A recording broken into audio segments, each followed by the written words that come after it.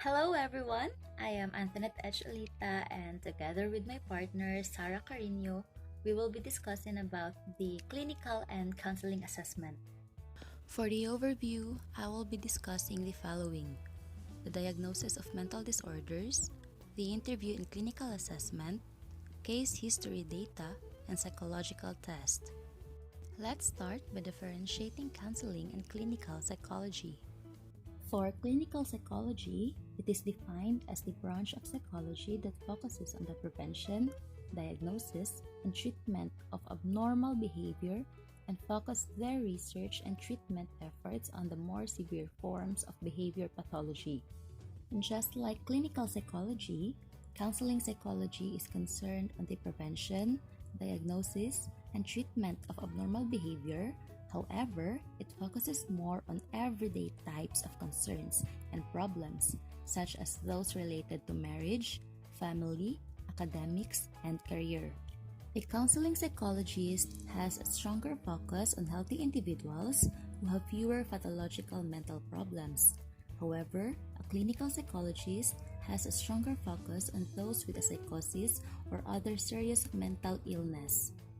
In addition, a counseling psychologist will be involved mainly with vocational and career assessment, whereas a clinical psychologist will look at projective assessment training. So how tests and other tools of assessment can be used in clinical and counseling settings? Before or after the interview, a clinician may administer tests such as a Wechsler Intelligence Test and the MMPI-2RF to obtain estimates of the patient's intellectual functioning and level of psychopathology. From those tests given, initial hypotheses about the patient's situation could be provided. For instance, that the patient will not cooperate or cannot cooperate for some personal reasons, case history data of the patient will be used. Later, we will discuss the case history. And the interviewer could also ask questions and gather data from the people close to that individual, such as family members, co-workers, and friends, to obtain records and data relevant to the case. There are also instances that people who do not have mental disorder sometimes seek psychotherapy. So they do this for their personal growth or support in coping with a difficult set of life circumstances and life challenges.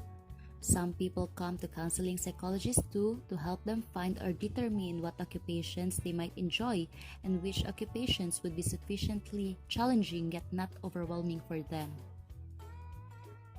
Now that we know how tests and other tools of assessment can be used in clinical and counseling settings, let's proceed to the next topic, which is the diagnosis of mental disorder.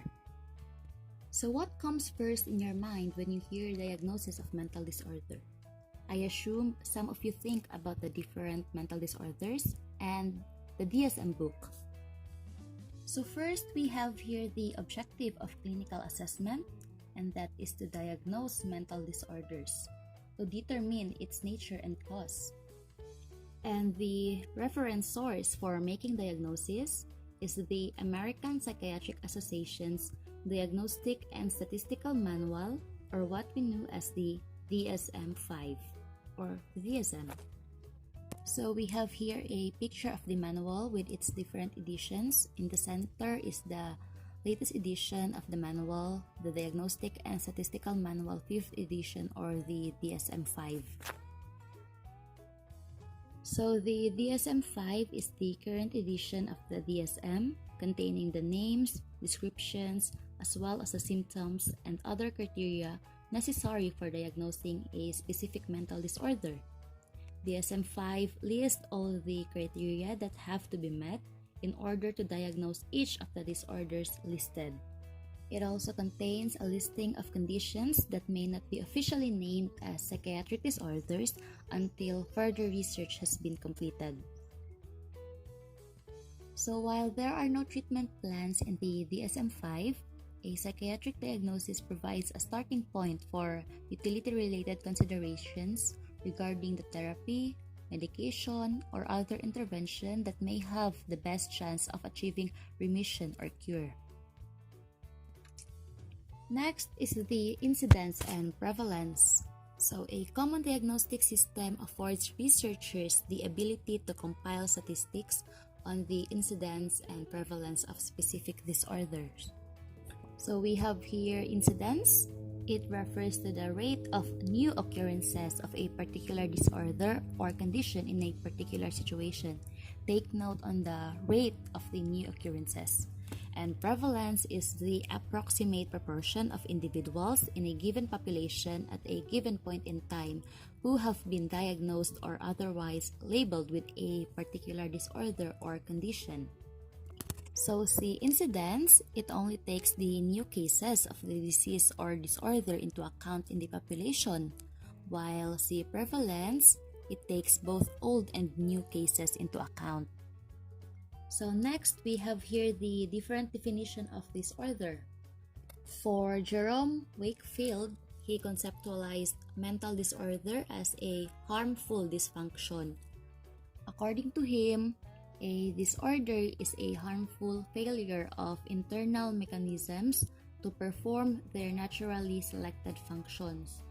For Klein, she stated that behavior labeled disordered may be the product of various involuntary causes, such as disease, or even voluntary causes, such as role-playing or malingering. The widespread adoption of the view that mental disorders cannot be classified would eclipse the opportunity to perform research that has the potential of advancing treatment outcomes. A culturally informed understanding of what is and is not abnormal can have profound consequences for society at large. So back to the Diagnostic and Statistical Manual, the DSM-5 is more culturally sensitive than any of its previous editions. There is a section in it which lists cultural concepts of distress. Also included in DSM-5 is a discussion of cultural formulation and a 16-item cultural formulation interview or CFI that is recommended for administration at the time of a patient's first session. Unlike the older editions of the manual, DSM-5 used Arabic numerals so that the temporary editions before publishing the DSM-6 could easily be titled as DSM 5.1, DSM 5.2, and so on and so forth. DSM-5 also includes reconceptualization of certain disorders, and some new disorders were added, such as the disruptive mood dysregulation disorder or the DMDD and the social pragmatic communication disorder. While the DSM leaned towards its improvement with each successive revisions, it is by its very nature a work in progress. So the DSM is nagadevelop pa siya and napay mga improvement or changes for the next editions na pod. For example, critics on the previous DSM such as Denton argued that the manual was insufficiently biopsychosocial in orientation. So what is biopsychosocial assessment? Biopsychosocial assessment is an assessment covering the individual's biological, psychological, and social well-being. It is a multidisciplinary approach to assessment that includes the exploration of relevant biological, psychological, social, as well as the cultural and environmental variables for the purpose of evaluating how such variables may have contributed to the development and maintenance of a problem. So one useful tool in biopsychosocial assessment and clinical assessment is the interview. So in a clinical setting, interview is conducted to arrive at a diagnosis, to pinpoint specific areas that needs to be addressed. In psychotherapy, an interview is also conducted to verify whether an individual will harm herself or others. In the counseling settings, it is conducted to help the interviewee learn more about him or herself through expressing his or her thoughts. Interviews are usually conducted face-to-face, where interviewers learn about interviewees not only from what they say, but also from how they say it and from how they present themselves during the interview. So we have here the different types of interview: the stress interview, hypnotic interview, the cognitive interview, and the collaborative interview. These types of interview may differ from one another because of these variables: the content, structure, tone, and the state of consciousness. So first, we have here the stress interview. So stress interview, it is where the interviewer places the interviewee in a pressured state for some particular reasons. Maybe that is to make the interviewee more participative, and he or she could answer more to the interview. Screening for work in the security or intelligence field might entail stress interviews if a criterion of the job is the ability to remain cool under pressure. The disapproving facial expressions of the interviewer as well as the critical remarks could be the sources of this stress in this interview. Next is the hypnotic interview. So this type of interview is conducted while the interviewee is under hypnosis. Hypnotic interviews may be conducted when the interviewee has been an eyewitness to a crime or related situations. In such cases, the prevailing belief is that the hypnotic state will focus the interviewee's concentration and enhance recall. So next type of interview is the cognitive interview, where an interviewee is encouraged to use imagery and focus retrieval to recall information. So a questioning technique, so this kind of interview is a questioning technique used by the police to enhance retrieval information about a crime scene from the eyewitness and victim's memory. So for the last type of interview, we have here the collaborative interview, and from the work itself, collaborate. This kind of interview is where the interviewer and the interviewee interact and works closely together. So for the interview, we have here the standard questions raised during the initial interview. We have here the demographic data, the reasons for referral, past medical history, and so on and so forth. So for the demographic and data, we have here the name, age, sex, religion, number of persons in family, race, occupation, marital status, socioeconomic status, address, as well as the telephone numbers. So those are the basic information about the patient or about the client. For the reasons for referral, we have here the question, why is this individual requesting or being sent for psychological assessment, or who is the referral source? For the past medical history, we have here what events are significant in this individual's medical history.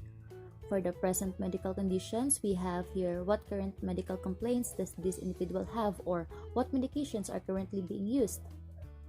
We also have here the medical history of the family, such as the question, what chronic or familial type of disease are present in the family history. We have also past psychological history, or contains what traumatic events has this individual suffered, what psychological problems such as disorders of mood or disorders of thought content have troubled this individual. For the past history with medical or psychological professionals, we have here the questions, what similar contacts for assessment or intervention has this individual had, and were these contacts satisfactory in the eyes of the assessee? If not, why not? Next is the current psychological conditions. It contains the questions such as, what psychological problems are currently troubling this person? How long have these problems persisted? What is causing these problems? What are the psychological strengths of this individual? So we're already done with the interview, and now let's proceed to the next topic, which is the MSE, or the Mental Status Examination.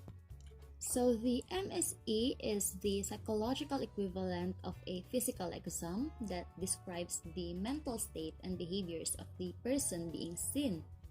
It screens the person's intellectual, emotional, and neurological deficits. For the mental status examination, or MSE, it typically includes these questions or observations. So we have here the appearance, behavior, orientation, memory, and so on and so forth. So for the appearance, we have here the question, are the patient's dress and general appearance appropriate? This includes the looks of the patient, how he or she dressed up. So for the behavior, we have here the following questions such as, is anything remarkably strange about the patient's speech or general behavior during the interview? Or does the patient exhibit facial tics, involuntary movements, and difficulties in coordination? Next, we have here the orientation. For the orientation, we have the questions, does the patient know who he is? Does she know where she is? Does he or she know the year, the month, and the day? Next is the memory. For the memory, we have here, how is the patient's memory of present and long past events? Next is the sensorium. Are there any problems related to the five senses of the patients? Next to the sensorium is the psychomotor activity. Does there appear to be any abnormal retardation or quickening of motor activity? Next is the state of consciousness. Does consciousness appear to be clear, or is the patient confused or stuporous? Next to that is the affect. Is the patient's emotional expression appropriate? For example, does the patient laugh while discussing the death of an immediate family member? Next is the mood. For the mood, these are the following questions. Throughout the interview, has the patient generally been angry, depressed, anxious, or apprehensive? Next to that is the personality. In what terms can the patient best be described? Sensitive, stubborn, or apprehensive? Next is the thought content. Is the patient hallucinating, like seeing, hearing, or otherwise experiencing things that aren't really there? Is the patient delusional, like expressing untrue or unfounded appear to be obsessive? Does the patient appear to think the same thoughts over and over again? Another thing used in the counseling and clinical psychology settings is the case history. Case history, it is defined as a record of information relating to person's psychological or medical condition. It is commonly used as an aid to diagnosis and treatment. A case history data may be helpful for a therapist to develop a meaningful context in which to interpret data from other sources, such as interview transcripts and reports of psychological testing. Other sources of case history data includes hospital records, school records, military records, employment records, and other related documents. Next, we have here some psychological tests used in clinical settings. First is the Million Clinical Multi-Axial Inventory. This test is primarily designed to be a diagnostic assistant to the clinicians. It has 175 items, true or false items, that yield scores related to injury personality features as well as acute symptoms. Next is the Beck Depression Inventory. This most widely used test to measure the severity of depression. It is a self-report measure consisting 21 items tapping a specific symptom or attitude associated with depression. Next is the Center of Epidemiological Studies Depression Scale, or the CESD. It is a test consisting 20 items and another widely used self-report measure of depressive symptoms. It is found to be more discriminating in determining symptom severity. Now we have here psychological test battery. So what is a test battery? A test battery is defined as a group of tests administered together to gather information about an individual from a variety of instruments. Again, test battery is a set of tests grouped together. We have here the two types of test battery, the personality test battery and the projective test battery. For the personality test battery, it is a group of personality tests. And the projective test battery, it is a group of personality tests, but is more specific because it additionally tells us that the battery is confined to projective techniques. However, if the type of battery referred to is left unspecified, for example, it have different kind of tests like intelligence test, one personality test, and a test designed to screen neurological deficit, it is called standard battery. And that's it for the overview of this chapter. The next video will be about the culturally informed psychological assessment, which will be discussed by my partner Sarah Bicarino. Thank you for watching, and I hope you learned something from this video.